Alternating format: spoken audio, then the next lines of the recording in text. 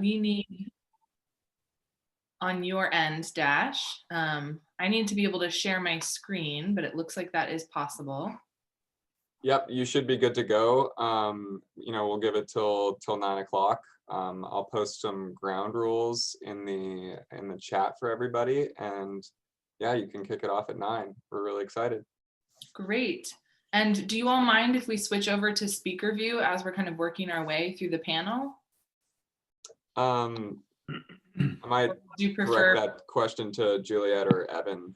Okay. I think that should be fine though. Absolutely, go ahead. Everyone needs to do this on their own screens. And so in the top right-hand corners, if you're currently in gallery view, you'll click it or speaker view, and that button will take you into speaker view. Okay. All right, well, that's not a problem. So we'll just move ahead sort of knowing that we'll all be able to see. Yep.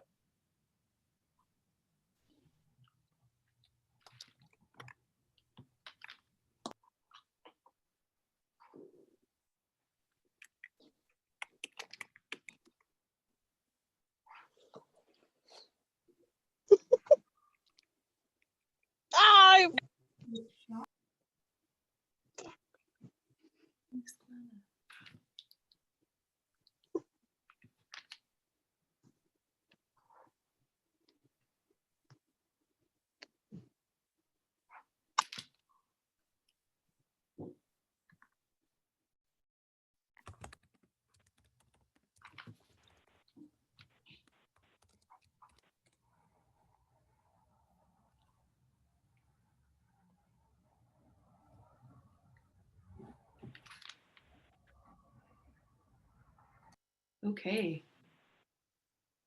It's 9 o'clock. I think we can go ahead and kick it off, Ryan. We'll have folks join in as we go, but I think we can begin if you feel ready to go. Absolutely, let's do this. Welcome, friends, and we just want to say thank you for being here as we share our work as salmon speakers and share glimpses of this project, When the Salmon Spoke. My name is Ryan Connerow, and I'm feeling really fortunate to sort of moderate this conversation today with the storytellers and some of the storytellers and some of the creative team from When the Salmon Spoke as we share that project and then where we're headed next in this work. As we start, I'm just going to invite you to go to the upper right-hand corner of your screen if you haven't done this already and switch to speaker view if you'd like to, and then you can see who's talking more fully. And it should also switch to a full screen when we share clips of the production When the Salmon Spoke with you.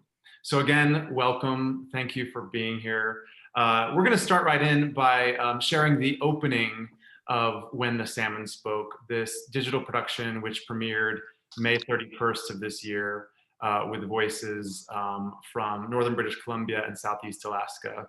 The voice you're about to hear in the opening clip is the voice of Alan Edzerdza. So let's go to that clip, please, when you're ready, Bree. Our stories handed down to us speak about the salmon. They talk about these salmon as our relatives. This is before man. There were many salmon. They used to come up the Stikine River, and they used to spawn through all the river systems in our area. Over time, they started to recognize is that they come up and they spawn, and they started seeing that they're disturbing each other's eggs. And so there are less salmon coming back up the river now. So they decided that they needed to come together to try to solve this problem. And they prayed that they could come together with a solution that all of them would benefit from. This is the reason that our people start meetings with prayer. They recognized that they had a serious problem and that if they didn't change their ways, they would become extinct.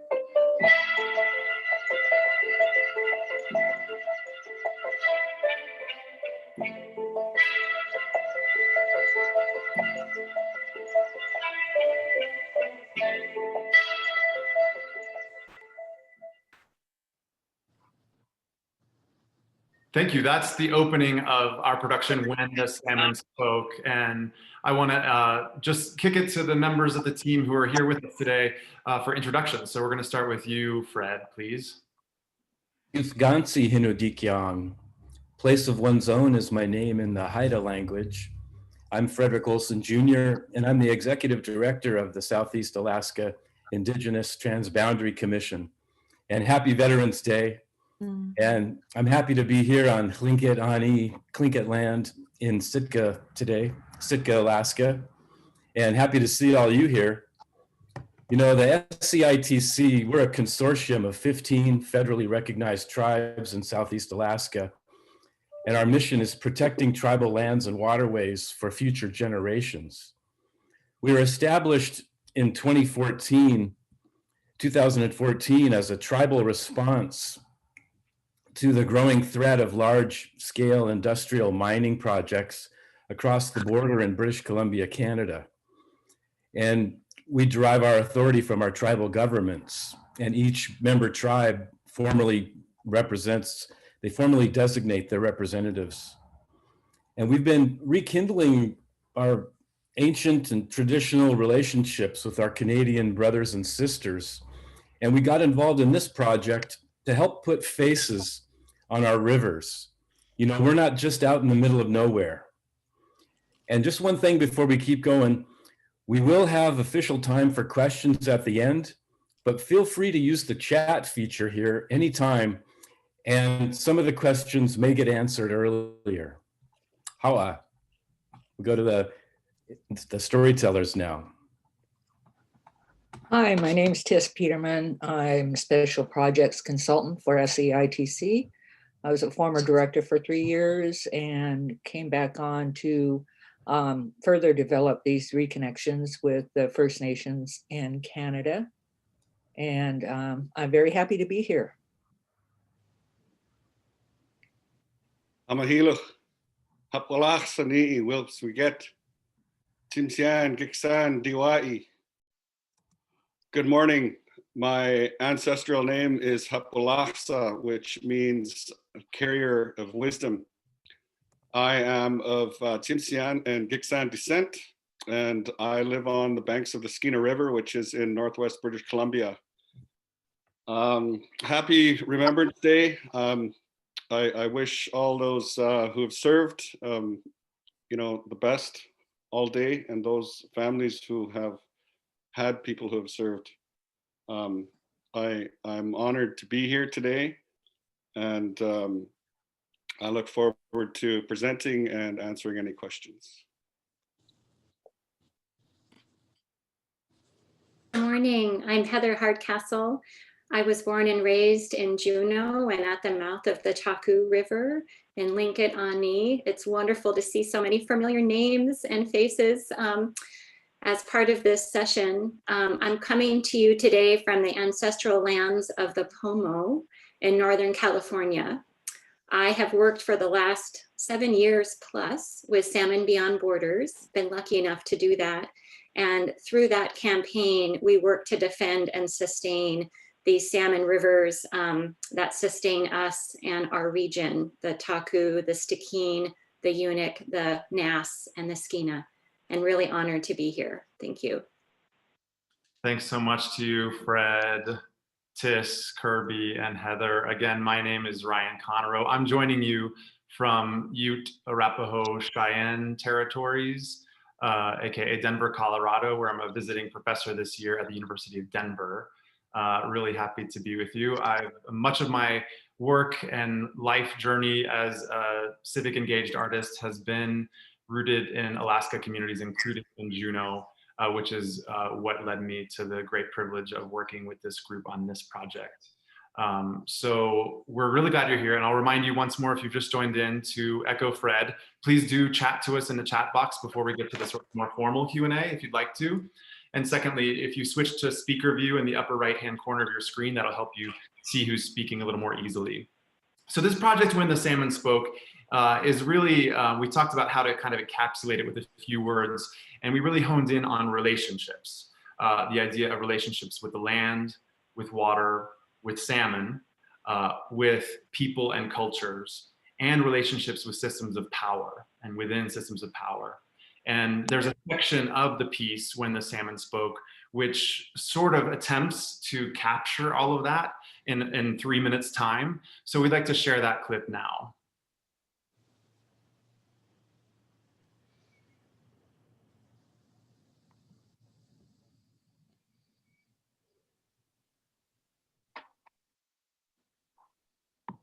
Tell these stories today.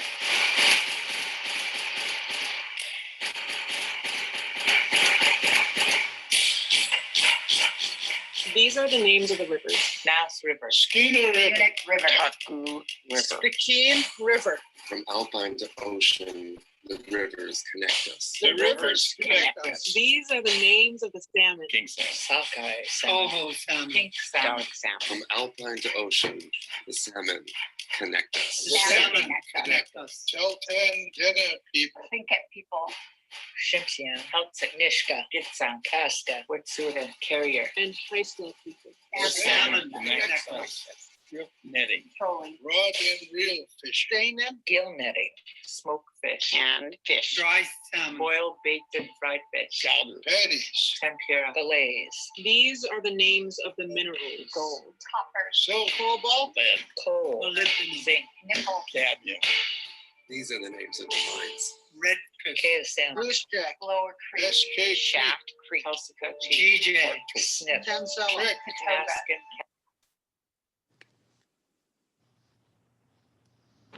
About that. Anyone there? Hi, folks. Welcome. We're having a little bit of a technical challenge. I'm just glad we arrived with technical challenges as early as we have, so to get that out of the way. Thanks for your patience.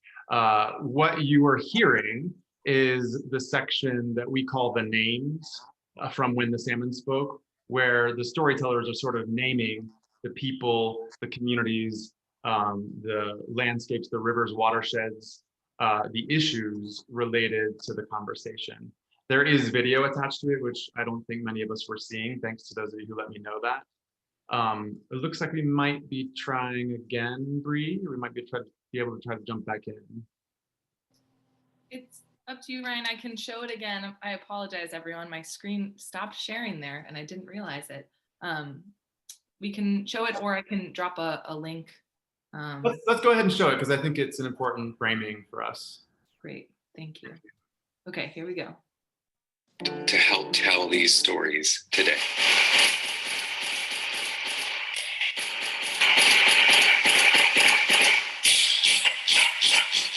These are the names of the rivers. Nass River, Stikine River, Taku River, Stikine River. From alpine to ocean, the rivers connect us. The rivers connect us. These are the names. Sockeye salmon. Coho salmon. Pink salmon. From alpine to ocean, the salmon connect us. The salmon connect us. Tahltan dinner people. Tlingit people. Shimshian, Nishka, Gitsan, Kaska, Wet'suwet'en, Carrier, and high school people. The salmon connect us. Drift netting. Trolling. Rod and reel fishing. Gill netting, smoked fish, and fish. Dry salmon. Boiled, baked, and fried fish. Chowder. Patties. Tempura. Fillets. These are the names of the minerals. Gold. Copper. Silver. Cobalt. Lead. Coal. Molybdenum. Zinc. Nickel. Cadmium. These are the names of the mines. Red fish. KSM. Goose Jack. Lower Creek. SK Shaft Creek. Tulsa GJ. Sniff. Trick. Ataskan. Johnny. Lemon. American Red Creek. Red Silver Keys. Red Valley of the Gate. Harris. These are the names of the industry. Imperial Metals. Fortune. Seabridge Gold. BC Railway. Colorado Resources. Mines. Skeena River.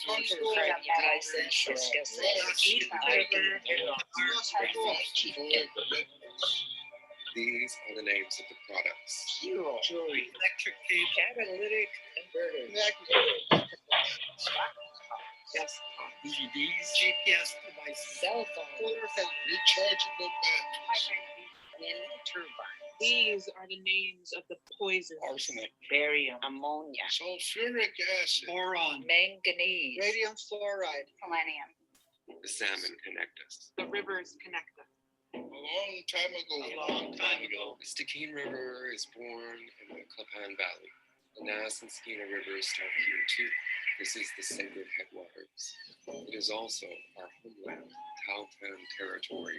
3 communities are here: Telegraph Creek, Iskoot, and Dease Lake. This is upriver. The river flows to the ocean, where there are forested islands everywhere. The community of Tahltan, now known as Wrangell, is here. This is Tlingit and Haida, our homeland. This is downriver.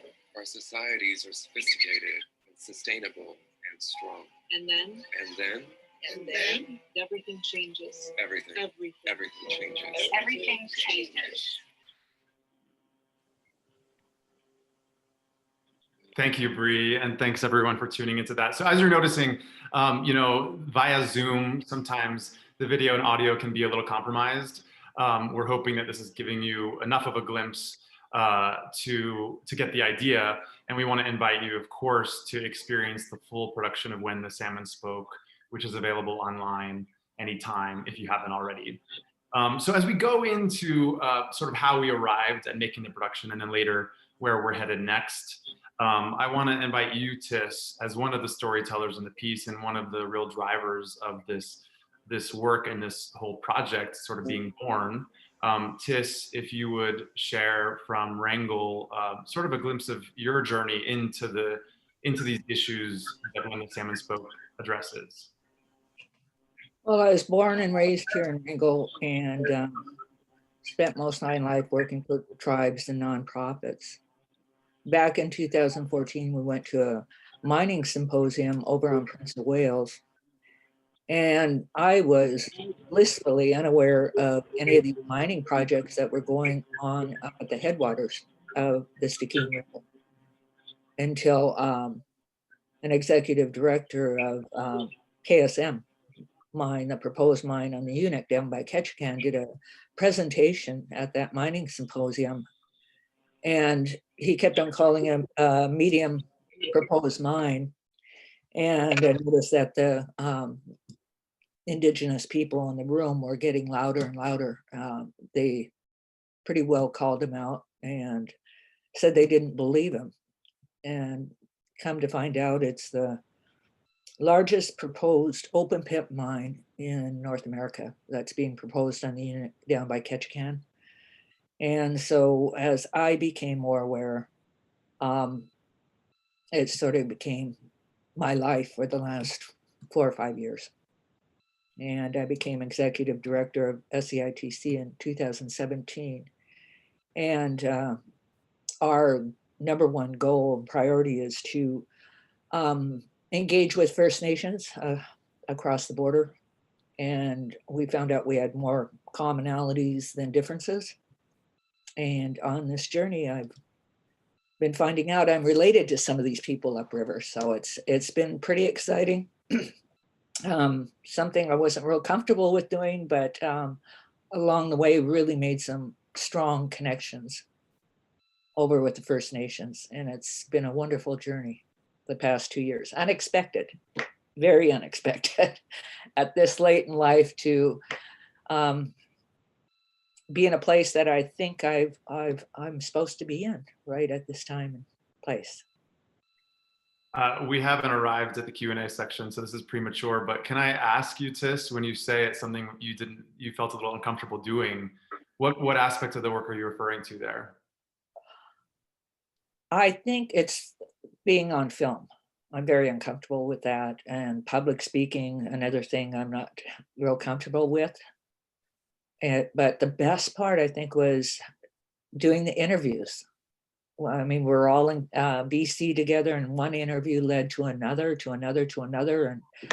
And thanks to Kirby, our wonderful pal from BC, I mean, he led us on this crazy journey that we interviewed all these folks up and down the Skeena, and it was just amazing.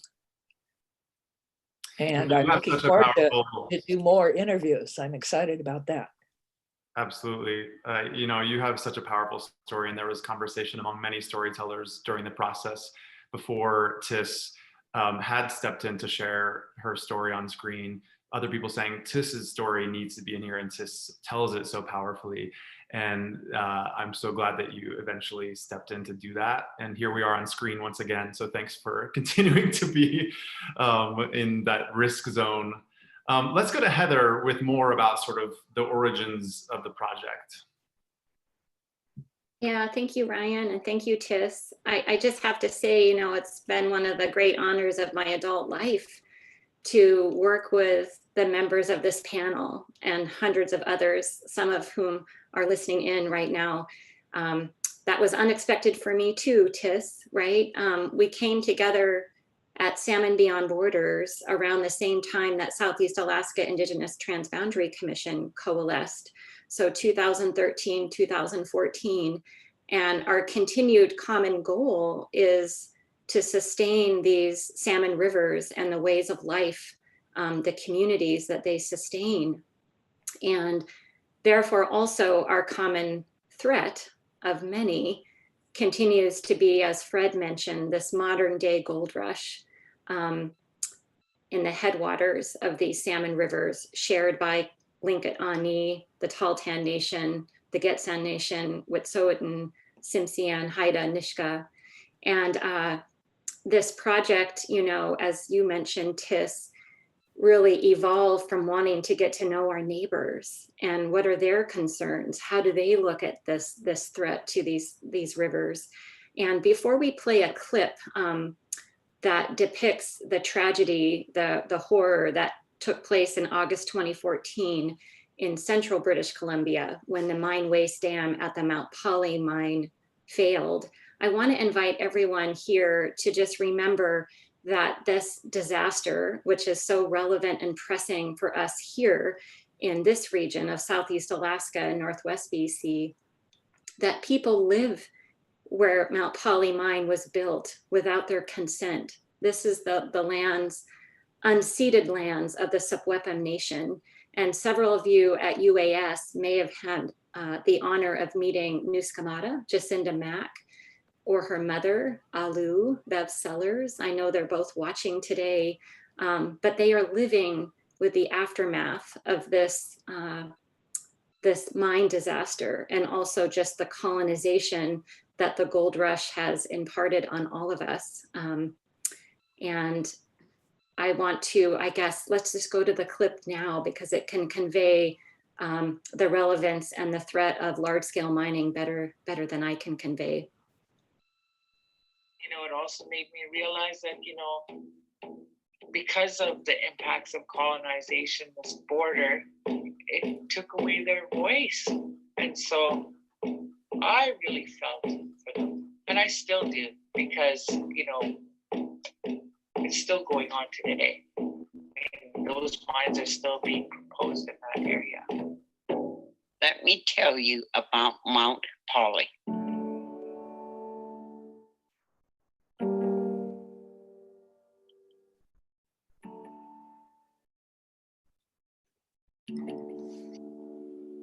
When I first heard about Mount Poly, I remember that day.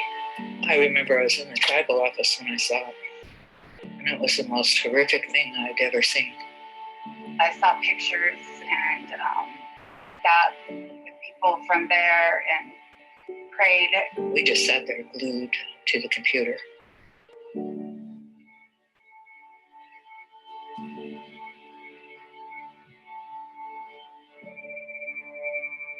So what it is, it's a dam that holds all the tailings. The dam holding it all in. And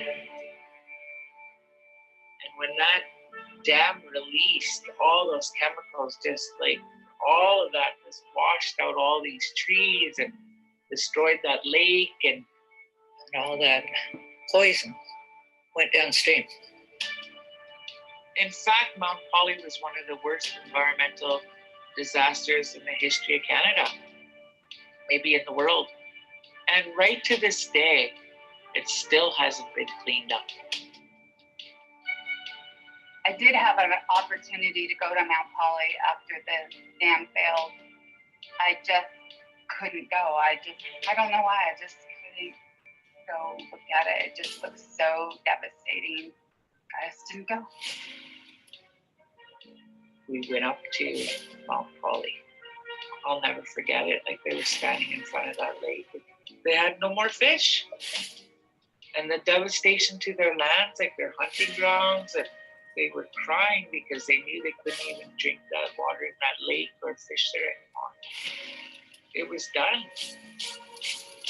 So that was really hard to see, because in my mind, I kept thinking, oh my God, what if this happens to our people with this Red Chris, right? And what's scary is Red Chris mine is designed by the same company, and it's the same design.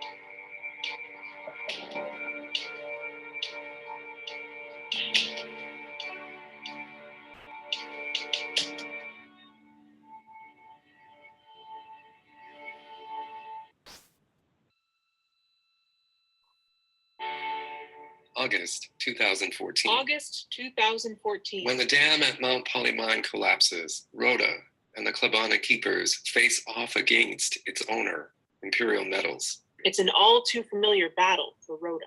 It's so busy fighting companies that the government is in the background, and they're just the government in the background with their hands in their pocket. What I would like is that the people that who's going to be impacted by all these mines and stuff, that they have the say.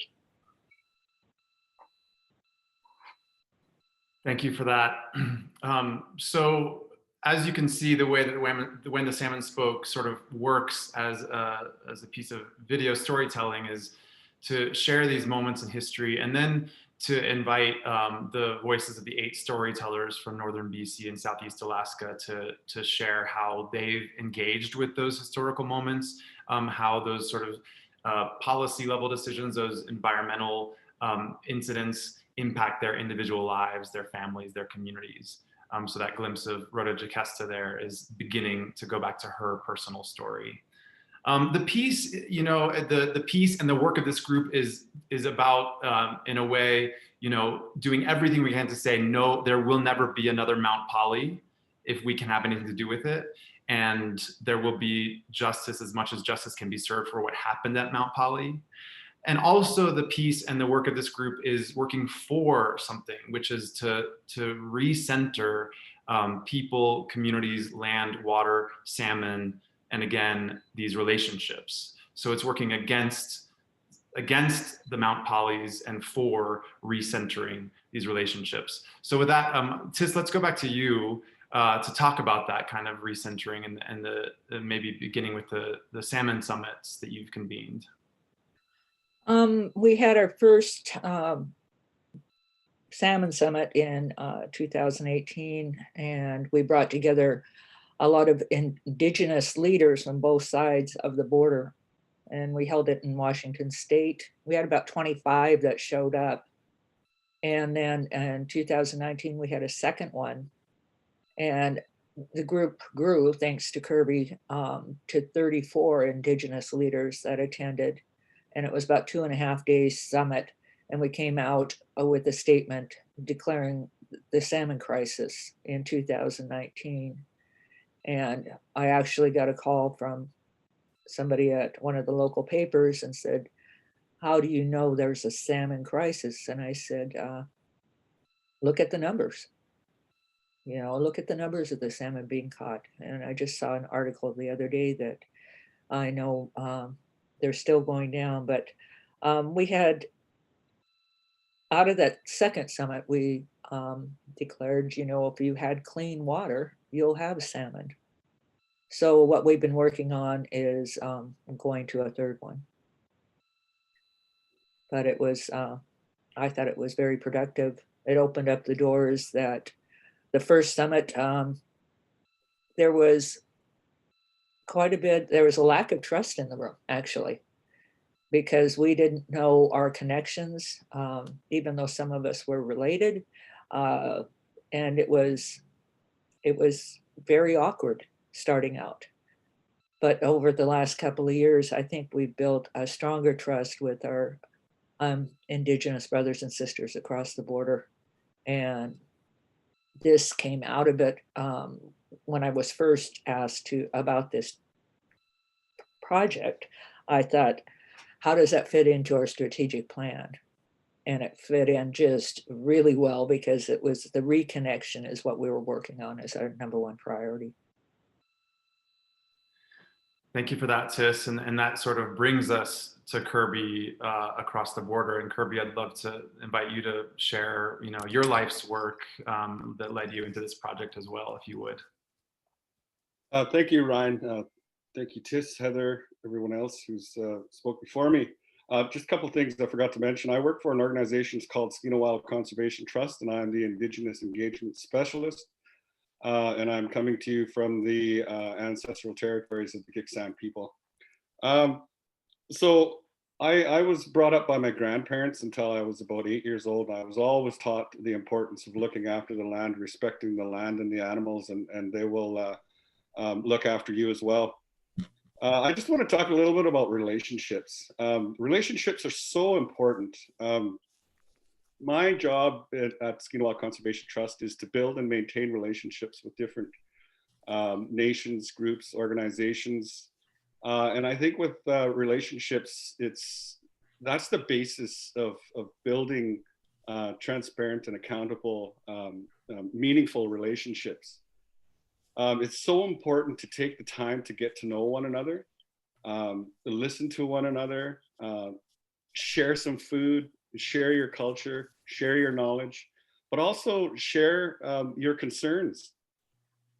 And to come to sit and talk about finding solutions to those concerns. We'd really like to see as an organization, to see unity and strength as we take a stand to protect the environment and take on the big issues around salmon and environmental protection. We'd really like to see tougher laws and concrete actions. We hear a lot from our politicians that, we hear a lot of promises, and we hear that in British Columbia, we hear that in Canada, and I'm sure you hear that in the United States. So we really want to see concrete actions and solutions and positive outcomes. We want to see a healthy, sustainable, and productive watersheds. And I just want to add that, salmon know no borders. These lines that have been drawn between us are meant to divide us, and they have divided families. They've divided tribes. And it's time to come together again as human beings, as people, and to take seriously our responsibility to those who cannot speak our languages. We really have to look after them because they're looking after us. And I'll just leave it at that for now. Thank you so much, Kirby. Hearing your words and reflections, as well as yours, Tis and Heather, and memories of the creation of the project is just reminding me of those really powerful moments where you have guided all of us, including me, to remember that this is about love and about relationships. Heather mentioned Nuskamata Jacinda Mack, who was a really key collaborator in the development of this project as well, who talks about telling our salmon love story. And so in the way that the disaster, the horrific disaster of Mount Polly sits in When the Salmon Spoke as a reminder of how urgent these issues are, we have another moment in the show that is really attempting to be a celebration of all that we're working for with this work. That's the Stikine River section of the piece. So let's take a look at that clip, please. That clip is about 2 minutes long. Yeah. I always remember that my dad done was the gopher, he sewed it up and stuffed it with dry grass, it was like bone stuffed animal. My dad did that for me. So that was great. I'll always remember that. Let me tell you about the Stikine River. It cuts down through to the ocean and the mountains that rise up on either side of it, easily a mile high. And it's not unusual to see waterfalls many hundreds of feet high. I used to go down that river and just shut my engine off and just float down, breathtaking, all the way down. Animals, glaciers, hot springs, you name it. My favorite place is my trapland.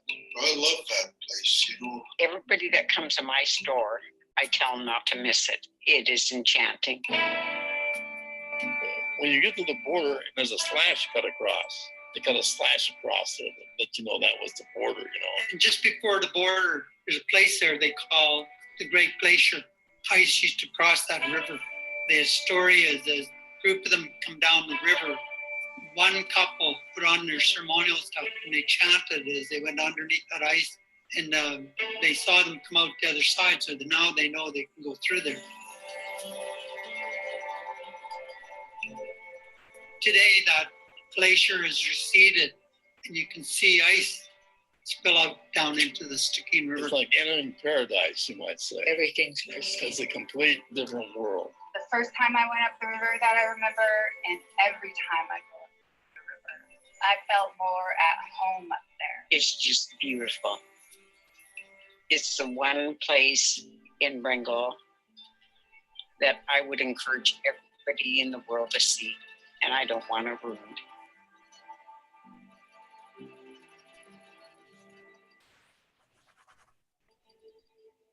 Early 1980s. Early 1980s. Bill McPhee moves his family from Fairbanks back to Tahltan territory. Anita grows up in Telegraph Creek. Where our school was, it was on top of this big hill.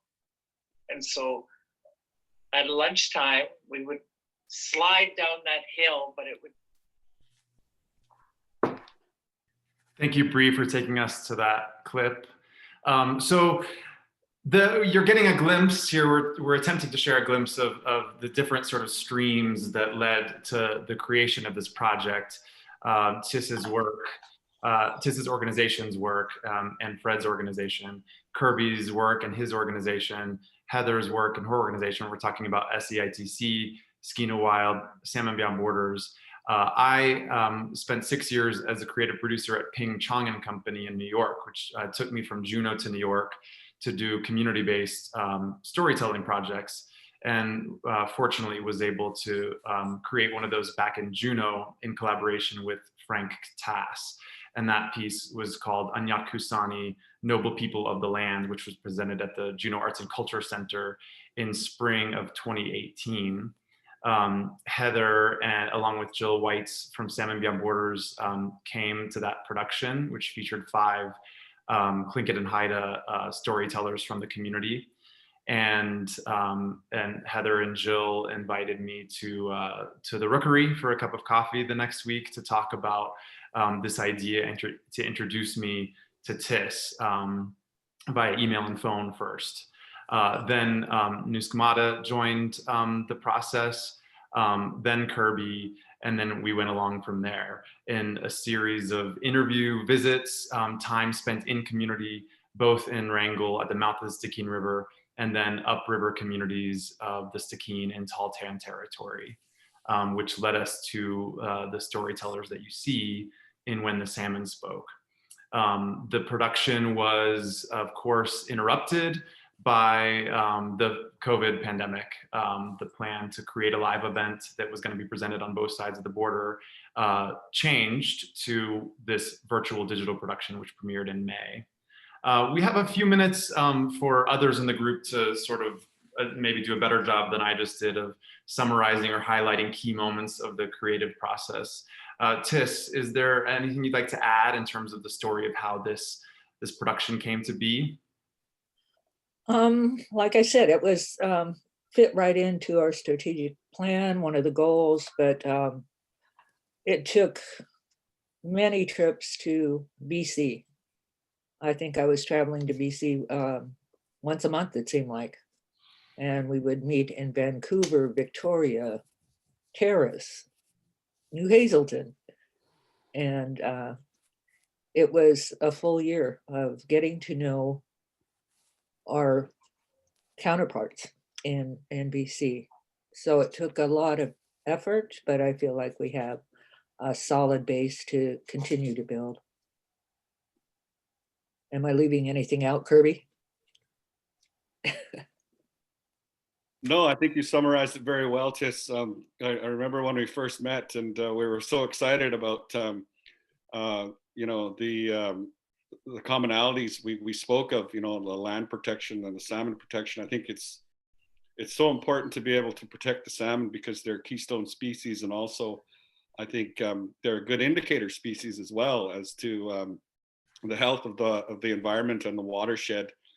So I really encourage people to learn more about salmon protection, salmon habitat, their life cycle, etc. And we look forward from BC side and SkeenaWild side and to build and maintain more relationships with our friends northwest of us in Alaska. Yeah, thank you, Kirby. You know, I think one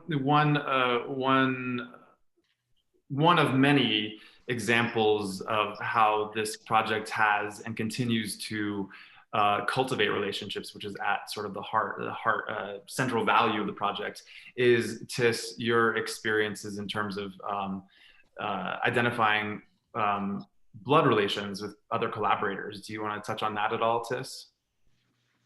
Well, one of the speakers on here was Alan Adzurza, and thanks to Heather, I finally met up with him. I think it was in Victoria. And I told him this story about how my great-grandmother Susie was brought down the Stikine to marry my great-grandfather, the last Chief Shakes. And I said, we never knew her last name. And he looked at me and he said, Quack. I said, what? I mean, and that started I don't know, a quest to find this huge family on the other side of the border that we've never met.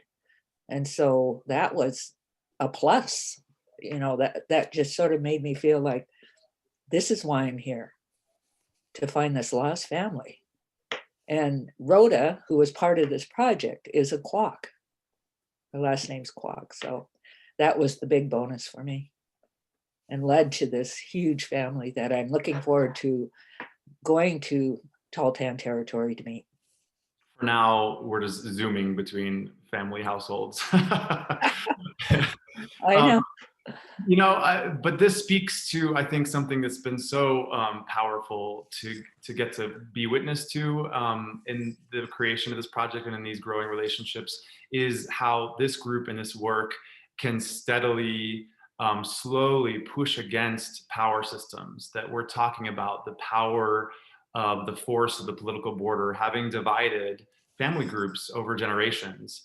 And seeing that begin to erode away through this project has been really meaningful. There's another moment in the piece when the Salmon Spoke that again makes an attempt to wrap its arms around the historical context, the power structures that have led to the situations, the challenges today. So we're going to share that clip of historical context. It's about 4 minutes long.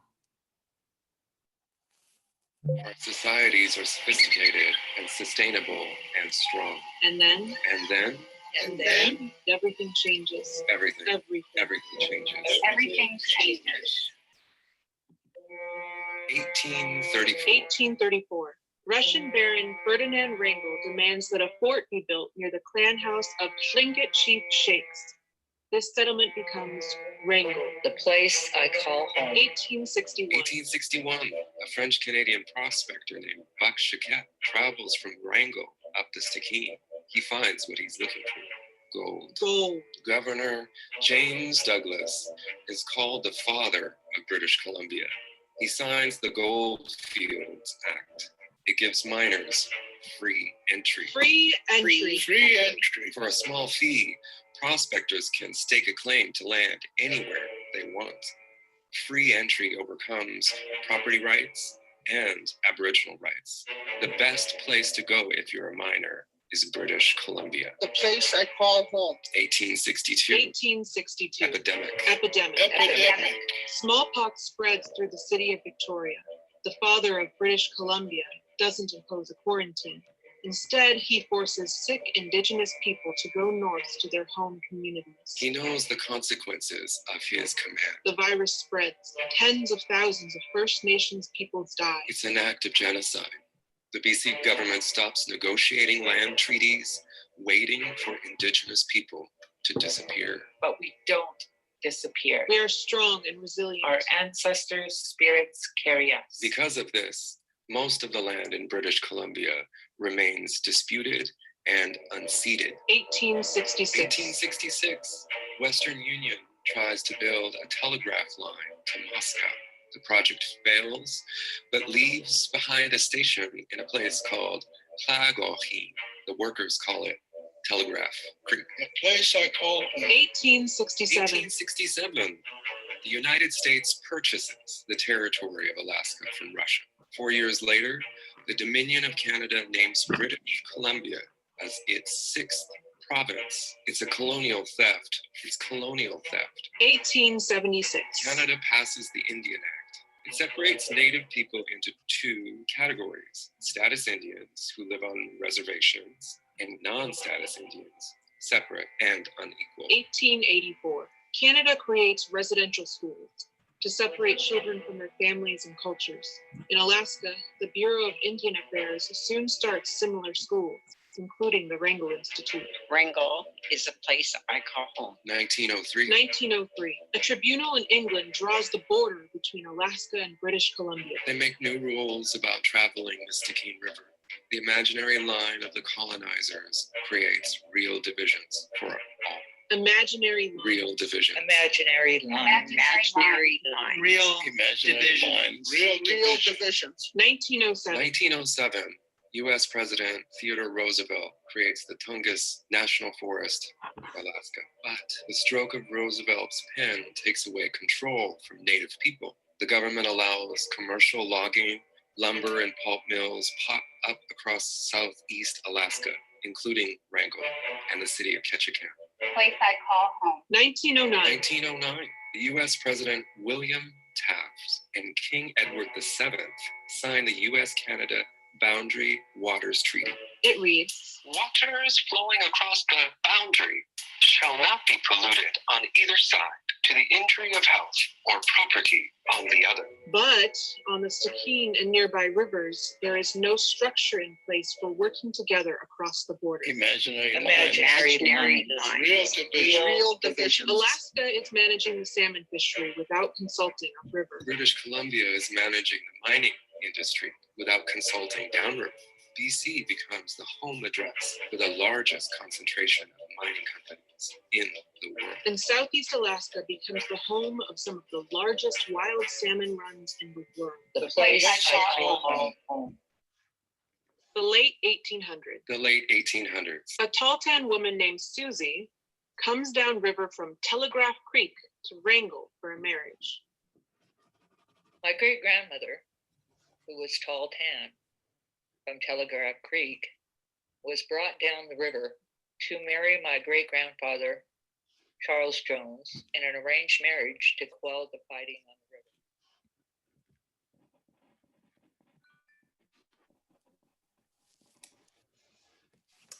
Thank you, Bree, for that clip, which is one of the most powerful, I think, 4 minutes in the whole piece, and certainly really illuminating. I want to be able to kick us off here into a Q&A period for at least a few minutes. And again, just want to stress, how much we hope that all of you watch the full production and join in with all of us on the journey for this project. And Tis and Kirby will bring that in, what is next for this crew. But one thing I just wanted to mention, some of you may have heard Bree at the top of this panel mention the word wow wow. And the word wow wow has become really special for all of us. It is the word in the in the Chinook trading language that means a conversation, which is what we hope most of all continues to be spurred along these salmon rivers. And starting hundreds of years ago, the Chinook trading language, as some of you might be well aware, was the way that Indigenous and non-Indigenous traders and residents of communities along these salmon rivers talked. And through this project, I know Tiss and Rhoda and Trixie, for example, all realized that their ancestors spoke Chinook. So I just wanted to bring that out, that we want to have at least a short wow right now with all of you.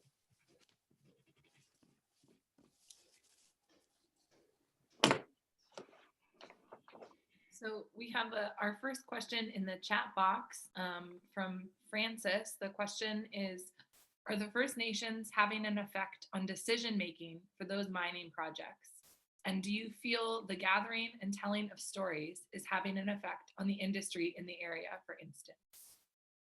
I'm going to go ahead and keep that one to Kirby and then probably Tiss for a collaborative, collective answer.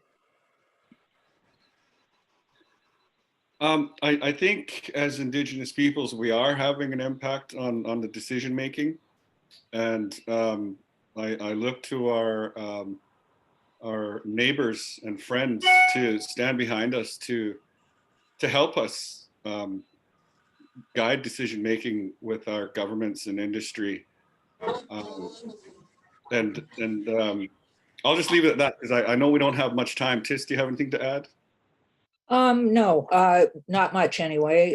Just recently, I've just met with the mayor and I'm going to present to city council on everything that's happened so far in the last year. So just reaching out locally. I know Fred has been meeting with some state departments. You want to say anything about that, Fred? I've been meeting with some officials from the state of Alaska, and it's good to know what they're working on. You know, of course, Alaska and BC have a memorandum of understanding, which isn't legally binding, but at least they do talk. And on the BC side, one thing that's important, BC, you know, they've passed legislation so that they will implement the United Nations Declaration on the Rights of Indigenous Peoples throughout their entire legal system. And so we're hoping that, you know, the storytelling is definitely helping because it's a way for people to get the message without being lectured to, or, you know, with not a lot of math involved. But, you know, to be very frank, BC cannot really implement UNDRIP without working with Alaska Indigenous people, because it's not Canadian Indigenous people, it's Indigenous people. And so us downstream folks need to be considered also. And we'll be doing similar projects with other rivers like the Skeena, Nass, the Taku, etc. So look forward to that. Thanks for that, Fred. And you sort of touched on actually what our next question is. We have a question from Dave. The question is, how do you see this project being used to push BC on mining law and land use reforms in light of the recent BC elections and UNDRIP implementation? Wants to Yeah, jump just real quick, and others might jump in, but it's important that we're not just talking to ourselves. And the government doesn't just hear from Fred all the time, or Tiss all the time, or our chair, Rob Sanderson Jr. all the time, but from folks like you, like really, everyone needs to get involved. This is not a native issue. This is a human health issue for everyone in Southeast Alaska and BC, and the animals and plants and fish as well.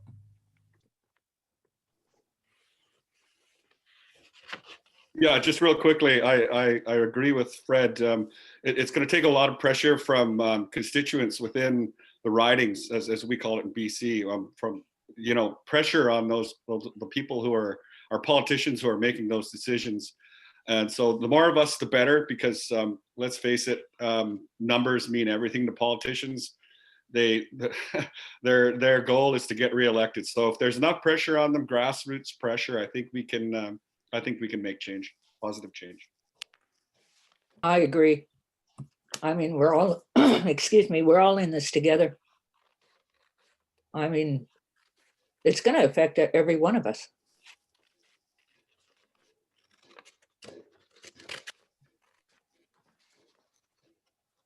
Thank you for that, Tis, Fred, and Kirby. I haven't seen too many more questions come through in the chat box right now, and I recognize that we really need to start to wrap up and turn over to the next presenters. I did just want to flag, if you're in the audience and you have questions for the panelists today, or you want to continue to participate in this wow or conversation, please do sign up to the email listserv. I've dropped the link in the chat box, and I'll drop it again. And if you go to that link, you'll find links to the full production of When the Salmon Spoke, and a website with information about all of the storytellers that participated in the project. So be sure to find that in the chat box. And I'll kick it back to you, Ryan, to start to wrap us up. Yeah, sure. I really, as ever, appreciate listening to and learning from you, Tis, Fred, and Kirby. Thank you, and you as well, Heather. I want to take a moment to add something that springs to mind as someone who has the great fortune to work on community storytelling projects like this, and sometimes other contexts. You know, raising awareness is such an important central aspect of doing this work. One thing that I think is really moving and compelling about the work of this team is that the impacts are not just that. And we're seeing by gathering and sharing stories, more support for our organizations, SCITC getting some increasing funding support based on raising this awareness.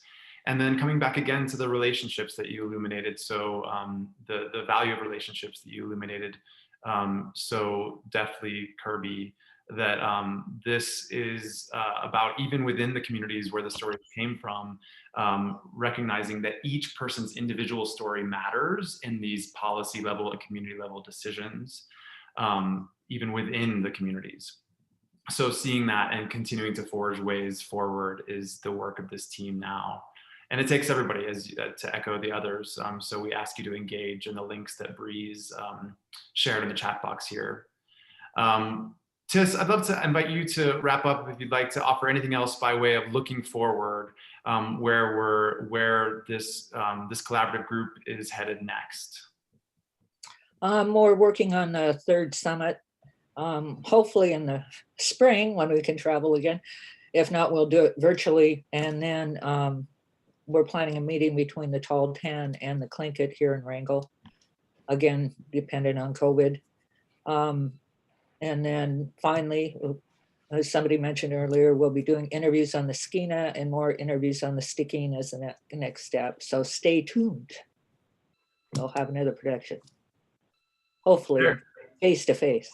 Yes, there are too many to name, but we just want to shout out all of the storytellers and collaborators who made When the Salmon Spoke possible, and who are a part of this ongoing work beyond those of us who were able to join today. You can identify more of those folks on the website that Bree has shared in the chat box. It's been great to spend this hour with you. Thank you so much for joining us, and thank you again to Tis, Fred, Kirby, Heather, Bree, and to the Power and Privilege Symposium for inviting us to be a part of this today. Thank you all. Thank you. Good night,